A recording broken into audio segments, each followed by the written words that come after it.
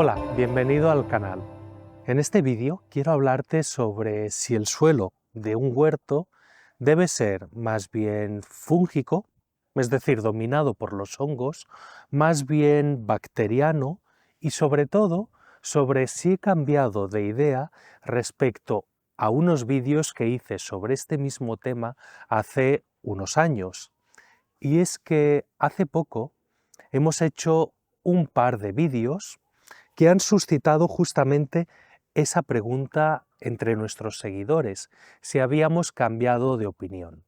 Me explico. Hace años dije que el suelo del huerto lo que nos interesaba era copiar el suelo de un prado y que el suelo de un prado tiene muchos hongos, muchas bacterias, pero en cuanto al equilibrio es más bien bacteriano.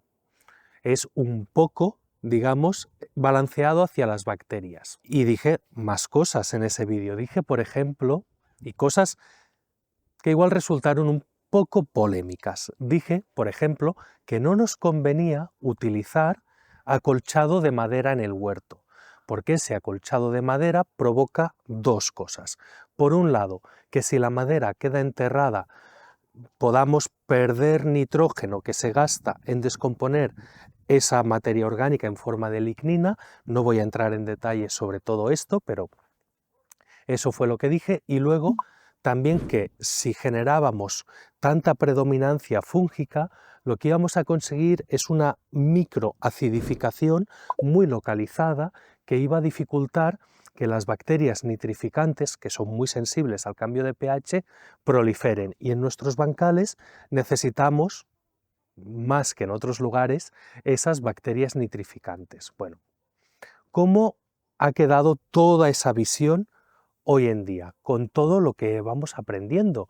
Porque continuamente estamos leyendo, formándonos y demás. ¿Ha cambiado en algo? Y es que hace poco hicimos esos dos vídeos. En uno de ellos lo que explicábamos fue cómo poner el énfasis en la cantidad de nutrientes que tenemos en un suelo, pero concretamente en la materia mineral, y que si tenemos la biología necesaria, pues podemos desbloquear esos nutrientes, porque siempre pensamos que los nutrientes vienen de la materia orgánica que vamos añadiendo al suelo, cuando en realidad en la parte mineral del suelo tenemos nutrientes para muchos años, incluso para varios siglos de cultivo. Y en el siguiente vídeo hablamos de la agricultura del carbono, de la importancia de que el suelo contenga todo el carbono que podamos, y claro, en ambos vídeos poníamos de relieve la importancia de los hongos en el suelo y de tener muchísimos hongos. Así que la pregunta estaba servida. Varios de vosotros en los comentarios nos dijisteis: oye, ¿qué ha pasado aquí? ¿Habéis cambiado de opinión? ¿Qué pasa con todo aquello del prado? ¿El suelo no tenía que ser bacteriano? ¿Cómo queda todo esto, no? Pues eso es sobre lo que quiero tratar en este vídeo. Y si te parece, creo que la mejor forma de abordarlo es que hagamos un poco de repaso de cómo ha evolucionado nuestra visión sobre el suelo desde los grandes autores de la permacultura. Vamos a ver cómo entendemos el suelo y su microbiología y su química desde la permacultura. Y así nos situamos en los que llamamos los padres de la permacultura, en Bill Mollison, en David Holmgren, ¿no? Ahí estaríamos hacia los años 80 más o menos, aunque la permacultura se popularizó bastante más tarde, entonces era un movimiento muy incipiente aún, pero ellos ya entendieron que la agricultura es una sucesión ecológica detenida. La permacultura habla mucho del bosque, de los ecosistemas, de la sucesión y demás, y vieron que la agricultura es eso, es la sucesión de distintos ecosistemas de forma natural, pero que los humanos decidimos detenerla en cierto momento. Ellos vieron que nuestras hortalizas, las que cultivamos en el huerto, son especies pioneras, que han evolucionado no a la sombra de bosques, sino en lugares donde hay claros, cerca de un río, en un margen, en una linde, junto a un camino. Esos son los lugares en los que estas especies suelen proliferar. Y además son especies que que siguen la estrategia de la R, estrategas de la R. Cuando en ecología hablamos sobre esto nos referimos a especies de ciclo muy corto que en una estación del año o en dos tienen todo su ciclo, que generan un montón de semillas para reproducirse muy rápido antes de que lleguen las especies competidoras que les van a hacer sombra. Además, no gastan energía en formar estructuras resistentes y de sostén.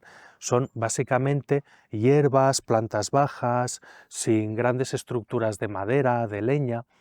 Son el tipo de plantas que cultivamos en el huerto. Ahí ya tenemos pues esa primera mención a que las plantas de la huerta no son exactamente de un bosque, que no crecen a la sombra, la sucesión ecológica, pero más tarde, nos situamos ahora en el año 2001, Toby Hemenway escribió su libro del Jardín de Gaia, que por cierto es considerado el libro de permacultura más vendido hasta el momento, y además es un poco el libro que llevó toda la teoría de la permacultura al huerto y jardín doméstico, ¿no?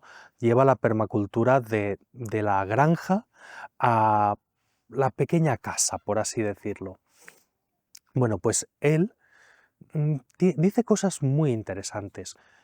Fue la primera persona que hizo la distinción entre el bosque de alimentos y el huerto. Él se fijó en que, él decía, la permacultura ama los acolchados, los bosques y demás, pero las plantas de la huerta no quieren ese ambiente, no quieren crecer a la sombra.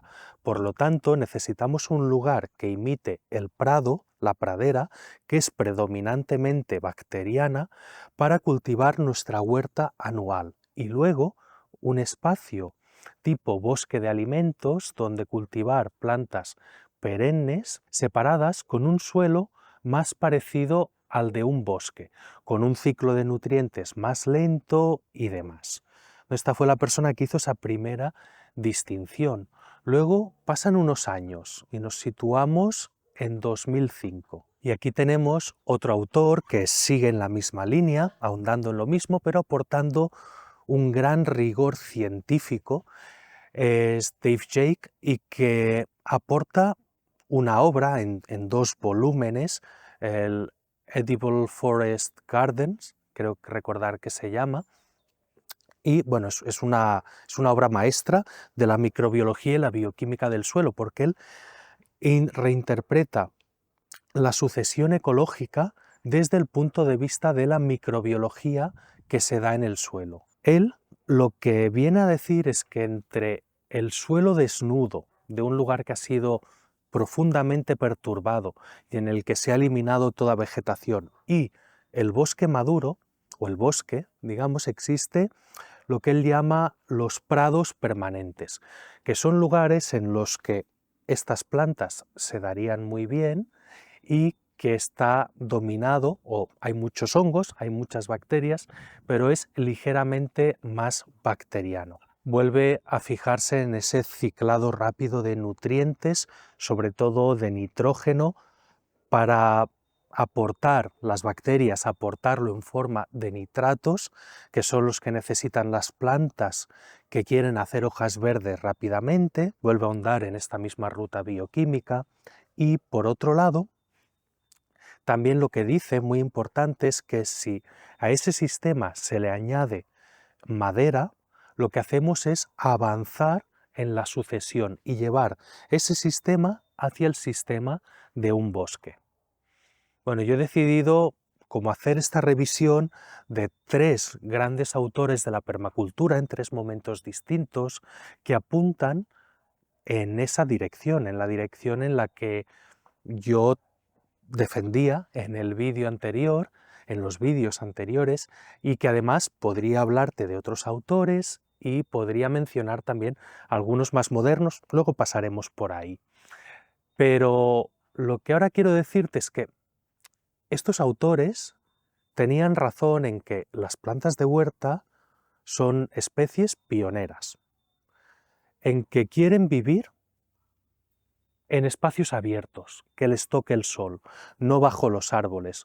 Son cosas obvias, ¿verdad? Que las plantas del huerto tienen ciclos rápidos, que necesitan mucho sol y también que necesitan pues bacterias y esos nitratos para poder crecer rápidamente.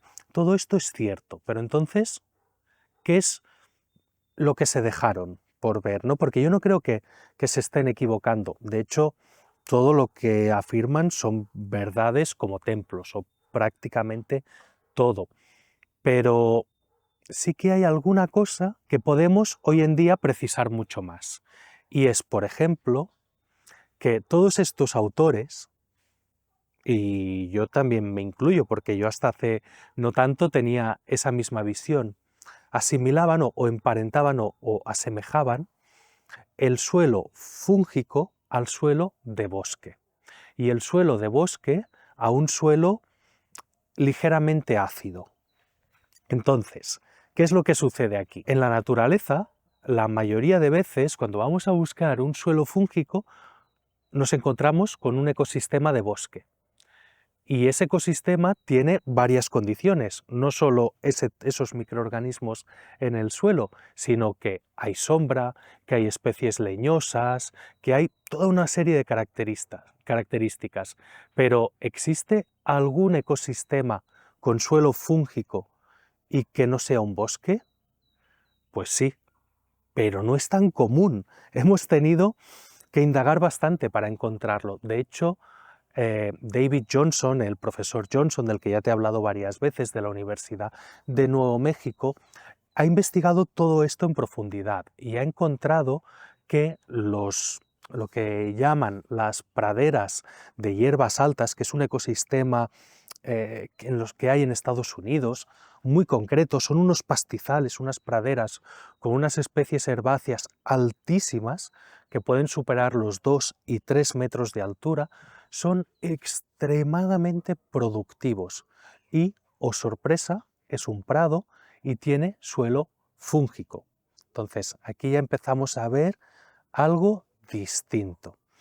Y te hablo de David Johnson porque es que ha sido él y su obra lo que nos ha trastocado toda esta visión un poco, o lo que nos ha llevado a entenderla un poco mejor. Así que con David Johnson hemos descubierto que existe un prado fúngico que está expuesto y abierto al sol, en el que crecen especies no leñosas, pero que se beneficia de la enorme retención de nutrientes que aportan los hongos, de la formación de estructura del suelo sin igual que aportan los hongos, de esa retención de carbono, de materia orgánica en el suelo, o sea, de todas las ventajas de tener muchos hongos en el suelo, pero manteniendo muchas características del prado.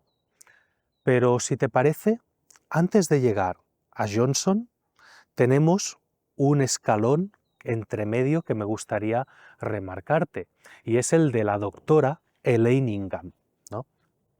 Que además, si vamos cronológicamente, pues es lo que toca ahora. Ella se ha hecho, bueno, es conocida por haber estudiado en profundidad la red trófica del suelo, la red trófica del compost y sobre todo su nombre lo asociamos al estudio del té de compost, de la microbiología, pero también ha hecho muchísimas otras aportaciones. Y ella enseña muchas veces gráficos que vienen a mostrar como una sucesión ecológica desde el punto de vista de la microbiología del suelo, del equilibrio entre hongos y bacterias, y fruto de sus observaciones de campo y de sus estudios, y lo que muestra es que en un suelo totalmente degradado, digamos en el momento cero de la sucesión, ese suelo es bacteriano, 100% bacterias. A la que empieza a cubrirse de alguna planta, las primeras pioneras del todo es lo que Elaine Ingham llama, o podríamos traducir como malas hierbas. Sí, el Leiningham habla de malas hierbas, o bueno, en inglés igual suena distinto porque ella lo llama weeds, hierbas podría ser otra traducción, pero se está refiriendo sí que con una connotación negativa de alguna manera porque son, para ella, ¿qué es una mala hierba? Hay que acotar esto mucho. Es una planta que es poco nutritiva, no para los humanos, también para los animales, con poco valor nutritivo, que se extiende muy rápidamente, que crece, por lo tanto, una pionera en toda regla, y que tiene un sistema de raíces muy poco desarrollado.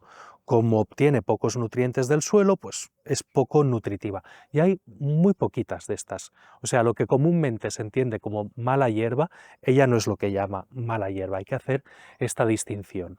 Entonces, llegaría, digamos, estas malas hierbas necesitan por cada hongo que hay en el suelo 10 veces más bacterias. O sea, son muy bacterianas.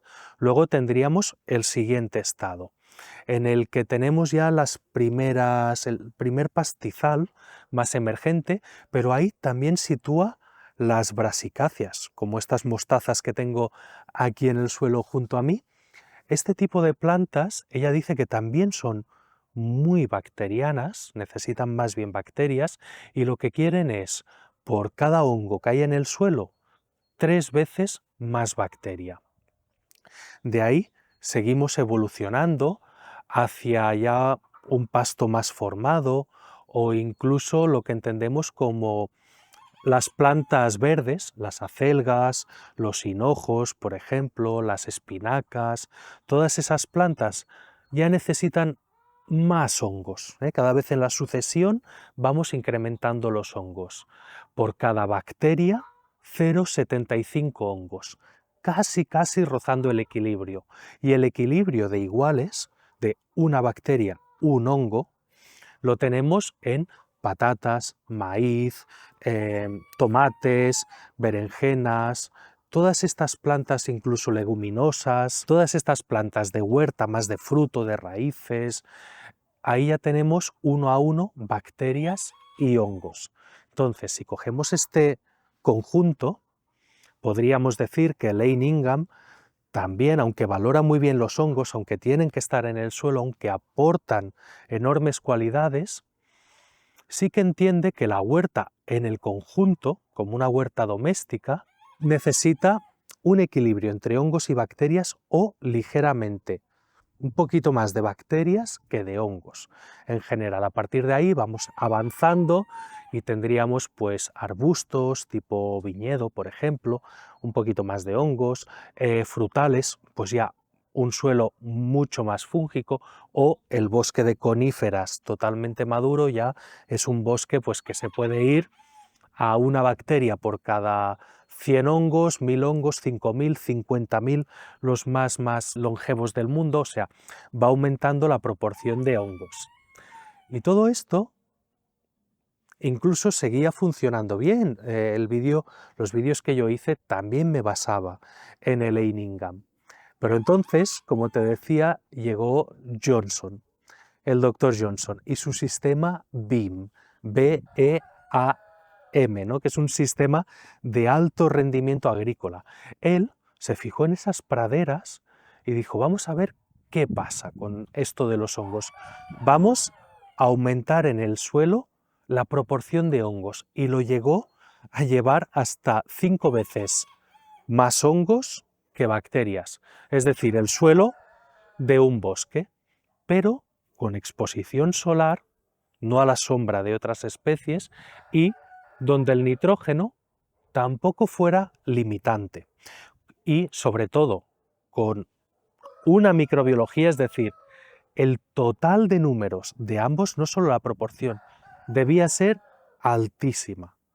¿Y qué es lo que observó? Pues, por ejemplo, en cultivo de algodón ha conseguido 5 veces más producción que el cultivo tradicional de algodón en esa misma zona. También ha conseguido, por ejemplo, en chiles el mismo resultado, porque la Universidad de Nuevo México se dedica mucho al cultivo de chiles y bueno, tiene grandes estudios y aportaciones con chiles. Pues los mismos resultados que con algodón, aproximadamente un 500% más, un 100% más, el doble de producción en patatas. Y cuidado, todas estas comparaciones las estamos haciendo frente a agricultura convencional, utilizando agrotóxicos, y llega Johnson y elimina toda presencia de agrotóxicos, ahorra mucho dinero al agricultor, ya que no tiene que comprar esos insumos, y supera la producción. O casos como el del maíz, por ejemplo, en el que la producción con el cultivo convencional la ha mantenido igual, pero es que el maíz, un 80% de lo que ganaba el agricultor se iba a pagar insumos de tipo agrotóxico para el cultivo. Entonces, ha aumentado el margen de ganancia en un 80%. Ha tenido unos resultados espectaculares. ¿Y cómo puede ser? ¿Cómo ha conseguido esto Johnson? ¿Simplemente incrementando la proporción de hongos? Bueno, sí, incrementando la proporción de hongos y todo lo que ello conlleva, y sobre todo incrementando muchísimo la vida que hay en el suelo. Para ello es fundamental, número uno, no labrar, porque si se labra, se mata toda esa vida. Número 2. Él propone un compost diferente al de Lane Ingham. ¿En qué consiste? Bueno, Lane Ingham quiere un compost muy aeróbico, Johnson también, pero para conseguirlo, el compost de Lane y el de muchos otros autores, y el que hacemos la mayoría, lo que hacemos es voltearlo. Al voltear, generamos dos efectos. El primero, estamos rompiendo todas las hifas, todos los cuerpos de los hongos, y por eso el compost se vuelve predominantemente bacteriano. Así que nos interesa dejar de voltearlo. Pero ahí Johnson observó lo que es probablemente su gran descubrimiento, y es el fenómeno que llama quorum sensing. Es un fenómeno apasionante y que lo transforma todo. Lo que hace el quorum sensing, lo que es que los microorganismos, cuando llegan a poblaciones altísimas, de golpe empiezan a comportarse de manera totalmente distinta. Y las funciones que hacía cuando habían relativamente pocos cambian totalmente cuando la población es muy alta. Esto sucede porque los microorganismos al crecer generan unos marcadores, un gas, que se va acumulando. Y cuando otros microorganismos reciben suficiente dosis en el ambiente bajo tierra de ese gas, lo que pasa es que se activan secuencias génicas, se activan partes de sus genomas que hasta entonces estaban dormidos. Esto pasa en bacterias y pasa en hongos. Claro, cuando removemos el compost, ese gas, también lo que estamos haciendo es que se volatilice, que lo perdamos. Así que aunque haya muchos microorganismos, no llegamos a ese famoso quorum sensing. ¿Y qué provoca cuando se activan esas secuencias génicas que estaban dormidas hasta ese momento?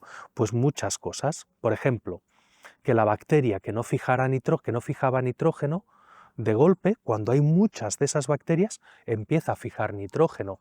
Que el hongo que vivía por ahí en el suelo se empieza a comportar como una micorriza. Que las bacterias en general, algo que sucede casi en todos los casos, es que empiezan a generar muchísimos más biofilms, pero muchos más, me refiero muchísimos, que no es proporcional. Luego, por otro lado, por ejemplo, claro, los biofilms ayudan a estructurar mucho mejor el suelo, a ciclar los nutrientes, a que toda la biología funcione mucho mejor. Los hongos empiezan a generar sustancias que entran en interferencia con los hongos patógenos y hacen que estos no puedan infectar a la planta, literalmente que no puedan, cambian el metabolismo de los hongos patógenos, o sea, empiezan a suceder un sinfín de cosas que no nos esperábamos, que es nuevo para la ciencia del suelo, que hay que estudiarlo mucho mejor, pero se abre un montón de nuevas oportunidades para investigar y para ver qué es lo que sucede en el suelo, totalmente nuevas. Todo esto no lo conocíamos hace muy poco.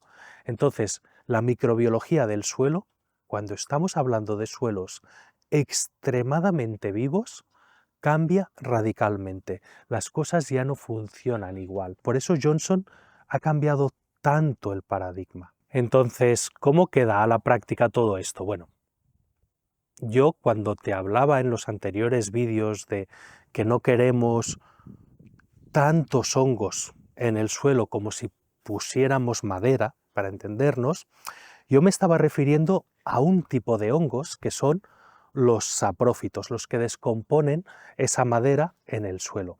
Y sobre esos, pues Johnson tampoco es que los quiera en enormes cantidades y proporciones en el suelo.